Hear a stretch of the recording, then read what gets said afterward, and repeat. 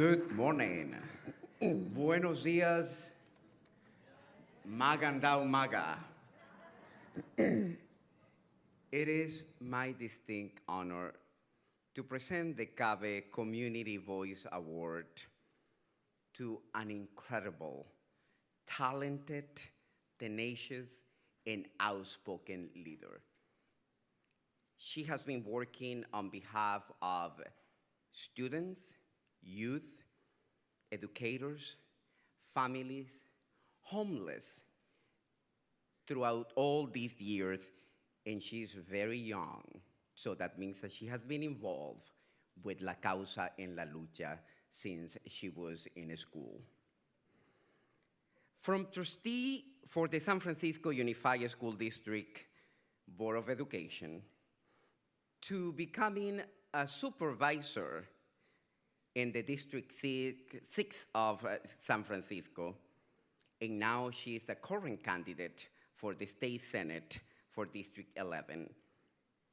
Jane's career has been always on the forefront, advocating for educational and linguistic equity, and standing up for the rights of those who need affordable housing, including teachers, educators, and all who work in public system.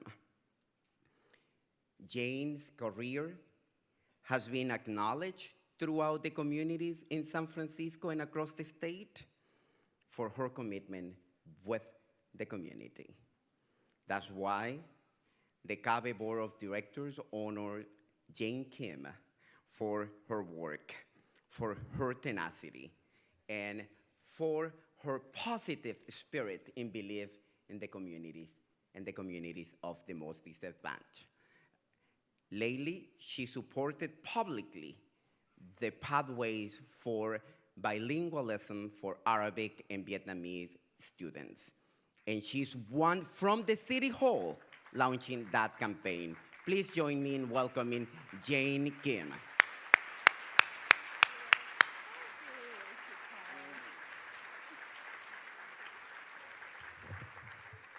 Thank you, Carling, and congratulations to Supervisor Jane Kim.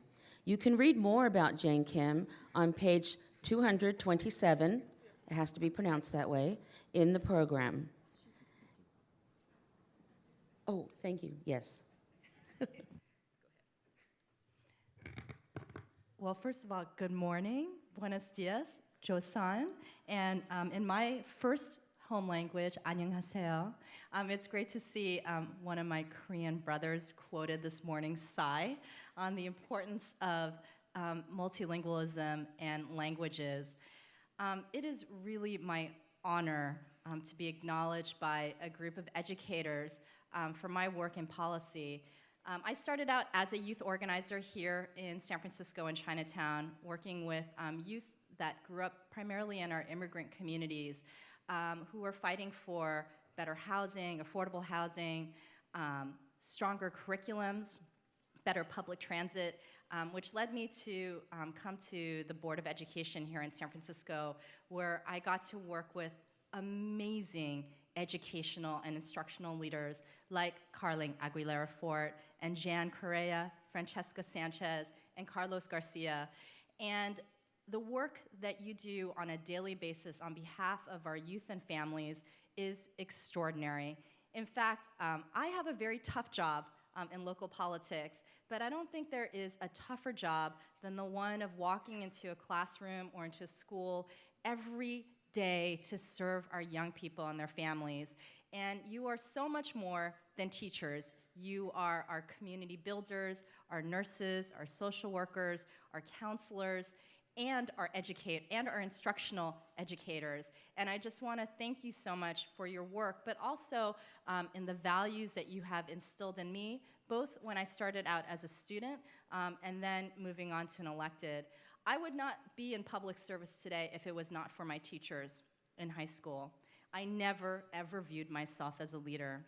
My first language was not English. I did not view myself as someone who could stand on a podium and speak to a large community, or that I had a voice or perspective to share. But if not for the teachers that I had in high school who encouraged me and encouraged my activism, my passion, I don't think that I would be where I am today. And I continue to carry the values that I learned on the school board to the work that I do on the Board of Supervisors. And whether that means fighting for higher minimum wage, San Francisco will be instituting $15 an hour by 2018. And I'm proud to have authored that ordinance, to fighting for more affordable housing and middle-income housing for our families and our teachers to ensure diversity. And then even to my own campaign when I ran for Board of Supervisors, where no one endorsed me in my race, not a single institution, yet our campaign decided that we would reach every single community in the district I ran in. And so I was the only candidate that had organizers and teams in Spanish, in Cantonese, in Vietnamese, in Arabic, in Russian. We wanted to make sure that we were able to communicate with everyone in our neighborhoods, but also we understood the importance of being able to speak in the language to get people engaged in their local democratic process and what that meant for them on a local policy level. And we continue to do that work today. But the diversity that we are able to teach in our schools that comes through language only makes us stronger. Being multilingual does not divide us, it unifies us because it allows us to communicate with so much more of the world that we are a part of. So thank you so much again. I really want to encourage everyone in the work that they do, but I do also want to do a small plug for those of us that run for office. It is so important to have good people that come from the ground that want to run and do public policy work. And I'm so excited that Carling Aguilera-Ford is running for the Board of Education here in San Francisco. Because we don't get perspectives like that on the school board. Many of you know, because you have a school board that you answer to. And how amazing would it be if Carling was one of those school board members? And I sincerely hope that we have more individuals that have his values, his expertise, and his passion for our students and our families that are able to serve on a public policy level, and they continue to be the folks that I admire and that I aspire to. So thank you so much this morning, and thank you for all that you do. Congratulations, Supervisor Jane Kim. You are a leader, and we're very thankful for your leadership. Now, to present one of the CABE Board Awards, another board award, let's welcome CABE Board Member, Director of Community Affairs, Dr. Barbara Flores.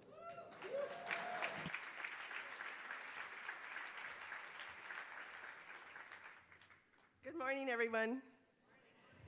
Carlene, this isn't in the script, but come up here. I am a school board member. I am also an elected official. And what you just said, Supervisor Kim, is so important. We are the governing boards, and we are the ones that decide where all the money goes. And support the teachers, support the families, support the parents, and we have to be at the table because we manage millions and billions of dollars in the state of California. So you get advocates that support us and support our communities. And Carlene, I wish you the best, and I will mentor you.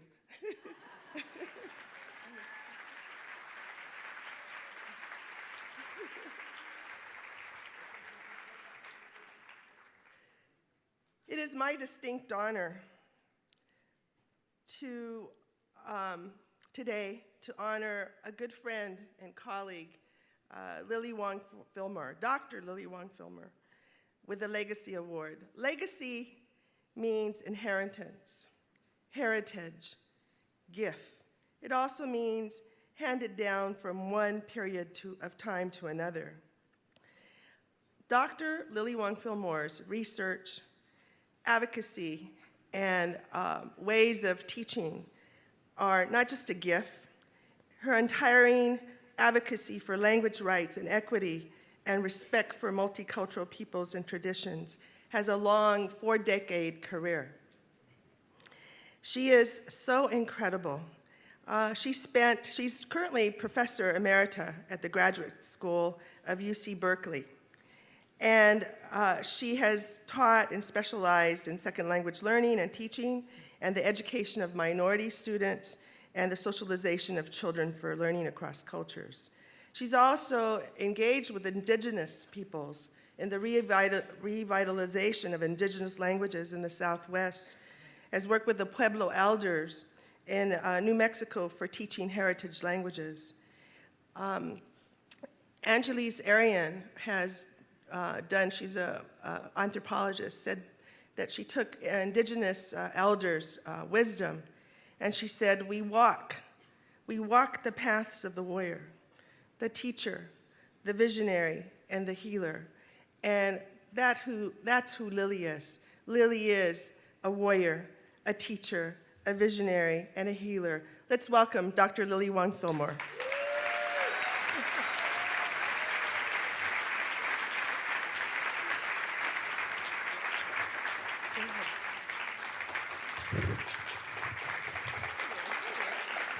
Thank you.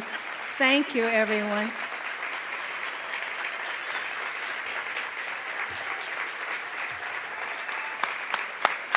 And thank you, CABE, for this. No, actually, 40 years is just half of it. I actually started in 1956 when I was a young 22-year-old. So you're good at doing arithmetic. You will figure me at somewhere in my 80s, and that is quite correct. But the knees go. And, you know, the work goes on. I wanted to be an artist, Elisa. Because I knew I couldn't sing like Jose Luis. I couldn't carry a tune. I could sing loud, but never well. And so, you know, I tried. And then one day I met a child who couldn't read. And I could tell, too, that his English needed some work. And that was it. I was 22 years old. This was in a migrant camp in South Santa Clara Valley. I have been at it ever since. The issues, you know, they've been political, they've been educational, they've been linguistic, they have been cultural. And they have been, most of all,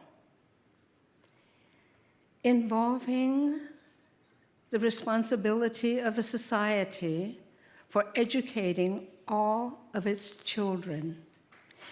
All of its children. Barbara mentioned anthropology. Well, you know, there's also the business of being human, which is to say we are cultural beings.